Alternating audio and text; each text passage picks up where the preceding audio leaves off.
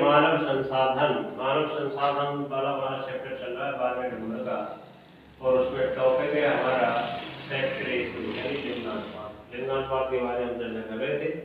तो लिंगानुपात किसे कहते हैं, इसका महत्व क्या है वो मैंने आपको बता दिया था कि किसी प्रदेश या देश की जनसंख्या में वहाँ की स्त्री और पुरुषों की संख्या के अनुपात को लिंगानुपात कहते हैं, जिसे प्रति 1000 पुरुषों पर महिलाओं की संख्या के रूप में व्यक्त किया जाता है।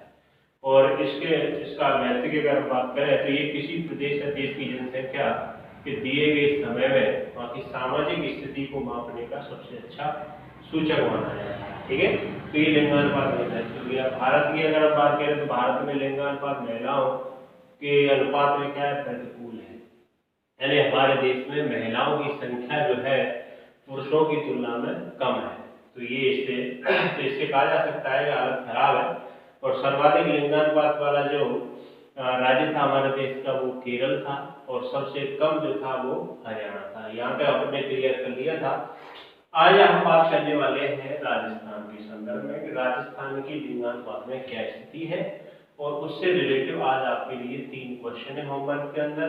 पहला क्वेश्चन 2011 की जनगणना के अनुसार राजस्थान के लिंगानुपात की स्थिति स्पष्ट करो। दूसरा क्वेश्चन 2011 की जनगणना के अनुसार राजस्थान के सर्वाधिक और न्यूनतम लिंगानुपात वाले जिले कौन से हैं। और तीसरा क्वेश्चन भारतीय राजस्थान में लिंगानुपात कम होने के कारण कौन कौन से। ठीक, तो इसी के साथ ये टॉपिक हमारा कंप्लीट हो जाएगा। तीनों क्वेश्चन को थोड़ा ढंग से आप समझ लेंगे, इंपॉर्टेंट क्वेश्चन है। तो पहला क्वेश्चन समझो आप कि 2011 की जनगणना के अनुसार राजस्थान की लिंगानुपात की स्थिति स्पष्ट करिए। तो देखिए राजस्थान की 2011 की जनगणना के अनुसार राजस्थान का जो लिंगानुपात है वो 9 से 26 है। ठीक है, जो 2001 के मुकाबले ज्यादा है। यानी 2001 में ये 9 से 21 था और 2011 में ये 9 से 26 हो गया। तो इससे ये कहा जा सकता है कि राजस्थान में महिलाओं की स्थिति अब धीरे धीरे सुधर रही है। और ये भी आप कह सकते हो कि 1901 से लेकर के और 2011 तक का जो लिंगानुपात अगर बात करें तो अब तक का ये सबसे ज्यादा लिंगानुपात है 2011। तो इससे ये कहा जा सकता है कि राजस्थान में महिलाओं की स्थिति अब धीरे धीरे सुधर रही है, जो कि एक सामाजिक के रूप से एक अच्छा सूचक माना जा सकता है। ठीक है, तो ये पहले का आंसर हो गया। पहले तो सबसे लास्ट का जो पैराग्राफ दे रखा है कि 2011 के अनुसार राजस्थान की लिंगानुपात की स्थिति को स्पष्ट करो, तो वो पैराग्राफ आप पूरा कर लेंगे। जो मैंने अभी आपको समझाया कि 2011 के अनुसार राजस्थान का लिंगानुपात 9 से 26 है। 2001 में जो कि 9 से 21 था, यानी 5 महिलाएं कम थी। तो 1901 से लेकर के 2011 तक के दशकों में 2000 अब तक का ये 2011 का अब तक का सबसे ज्यादा लिंगानुपात है, जो राजस्थान की सामाजिक स्थिति को एक अच्छा सूचक माना जा सकता है। ठीक है, ये पहले का आंसर। दूसरे का आंसर देखो क्या है कि 2011 की जनगणना के अनुसार सर्वाधिक एवं न्यूनतम लिंगानुपात वाले जिले कौन कौन से हैं। ठीक है, तो देखिए सबसे सर्वाधिक की अगर हम बात करें तो सर्वाधिक में आता है आपका डूंगरपुर। डूंगरपुर का है करीब 9 से 90। फिर उसके बाद आता है आपका राजसमंद।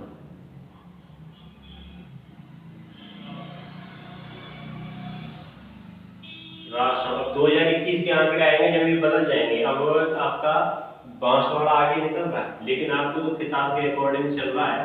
तो राजसमंद का है आपका 9 से 88। ठीक है, तो सबसे ज्यादा डूंगरपुर और दूसरे नंबर पे आपका राजसमंद आता है 9 से 88।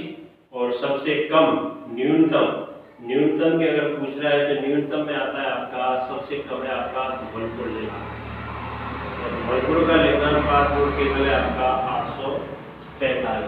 ठीक है, 990 9 से 88 का मतलब आप समझिए, यानी 1000 पुरुषों पर डूंगरपुर में महिलाएं हैं करीब 9 से 90। इसी प्रकार राजसमंद में 1000 पुरुषों पर महिलाएं हैं 9 से 88। और धौलपुर में सबसे कम है, यानी 1000 पुरुषों पर महिलाओं की संख्या केवल 845। ठीक, तो ये दूसरा क्वेश्चन क्लियर हो गया। अब देखिए तीसरा, भारत या राजस्थान में लिंगानुपात कम होने के क्या कारण है? देखिए दोनों के कारण एक ही है, इसलिए मैंने ऑब्लिक में दोनों लिख लिए। भारत का पूछ लेंगे था, भारत में लिंगानुपात महिलाओं के प्रतिकूल क्यों मिलता है, या राजस्थान में लिंगानुपात कम क्यों पाया जाता है, महिलाओं के प्रतिकूल क्यों मिलता है, तो एक ही आंसर है। ठीक, तो देखिए कौन कौन से रीजन है। नंबर 1 कन्या भ्रूण हत्या। देखिए हमारा जो समाज है वो पुरुष प्रधान समाज है, पुरुष के जन्म, लड़के के जन्म को ज्यादा वरीयता देते हैं, क्योंकि कुछ ऐसी मान्यता है कि भाई जिसका लड़का नहीं होगा उसकी वंशवृद्धि कैसे होगी, उसको वो मर जाएंगे जब उनको जला मुखाग्नि कौन देगा, ऐसी बहुत सारी चीजें रूढ़िवादी समाज की वजह से तो लड़की के जन्म को ज्यादा वरीयता देते हैं। तो अब ज्यादा लड़कियां होती हैं तो क्या है, आगे लिंग परीक्षण करवा लेते हैं पैसे दे लेकर के, और पता चल जाता है कि घर के अंदर लड़की है तो उसको गर्भ के अंदर ही अबॉर्शन करवा के मरवा दिया जाता है। अब लड़की को गर्भ के अंदर ही मरवा देंगे तो लड़की की संख्या कहां से ज्यादा बढ़ेगी। तो पहला रीजन, पहला कारण हो गया कन्या भ्रूण हत्या। दूसरा कन्या शिशु हत्या। अगर लड़की का जन्म भी हो जाता है ना तो ज्यादा लड़के होते हैं तो कन्या को मार देते हैं, गला दबा देते हैं छोटी सी बच्ची की, क्या है, तो ये भी एक कारण रहा है कन्या शिशु हत्या। तीसरा अशिक्षा, यानी महिलाओं में, आप सब जानते हो राजस्थान का हालत और खराब है।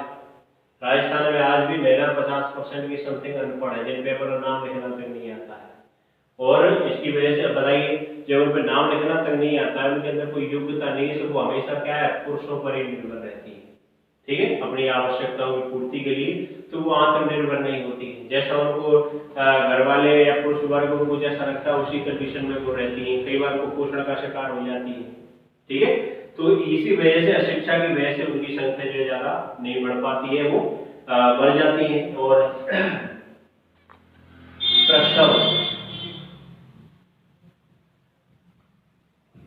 प्रसवकालीन शब्द, देखिए एक तो उनके अंदर अशिक्षा है तो ज्यादा जानकारी उनको हर चीज की होती नहीं है, दूसरी इसकी वजह से वो आत्मनिर्भर ऊपर पाने के कारण पुरुषों पर निर्भर होती है। और प्रसवकालीन मृत्यु, प्रसवकालीन मृत्यु का आप ये, प्रसवकालीन मृत्यु में आप ये कर ले सकते हो यहाँ बाल विवाह, बाल विवाह लेंगे, यानी लड़कियों की क्या है, छोटी उम्र में शादी कर देते हैं, छोटी उम्र में शादी करने की वजह से अब मातृत्व भार छोटी उम्र में आ जाता है, शारीरिक विकास पूर्ण ना हो पाने के कारण, और जब वो माँ बनने का उनका समय आता है तो कई बार वो बच्चे को जन्म देते समय उनकी क्या मृत्यु तक हो जाती है। तो जन्म जैसे मृत्यु हो जाती है तो महिलाओं की संख्या घटेगी, सीधी सी बात है। ठीक है, तो बाल विवाह भी है। और अगला है आपका घरेलू हिंसा। कई बार आपने देखा होगा अखबार, न्यूज चैनल वगैरह आप सब पढ़ते होंगे कि लड़कियों को जो है कभी दहेज के नाम पर, तमाम तरह की ऐसी स्थिति के नाम पर वो घरेलू हिंसा का शिकार हो जाते हैं, उनको जिंदा जला दिया जाता है, गला दबा के मार दिया जाता है। ठीक है, उनके साथ मारपीट कर दी जाती है, तो जिसकी वजह से घरेलू हिंसा के कारण भी महिलाओं की क्या है, मृत्यु हो जाती है। तो इस प्रकार से ये भारत की हम बात कर लें चाहे राजस्थान की बात कर लें, दोनों का आंसर सेम रहेगा। इसलिए क्वेश्चन में आप ये दोनों लिख लेना कि भारत या ओब्लिक राजस्थान में लिंगानुपात कम होने के कारण कौन कौन से, तो ये 5 हो जाएंगे। नंबर 1 कन्या भ्रूण हत्या, नंबर 2 कन्या शिशु हत्या, नंबर 3 अशिक्षा, नंबर 4 बाल विवाह, और नंबर 5 है आपका घरेलू हिंसा। ठीक है, तो आज हमारा ये लिंगानुपात वाला जो टॉपिक था वो क्लियर हो गया, और इससे आगे की चर्चा अगले नए टॉपिक के साथ हम कल करेंगे। आज के लिए इतना ही। Okay, thank you.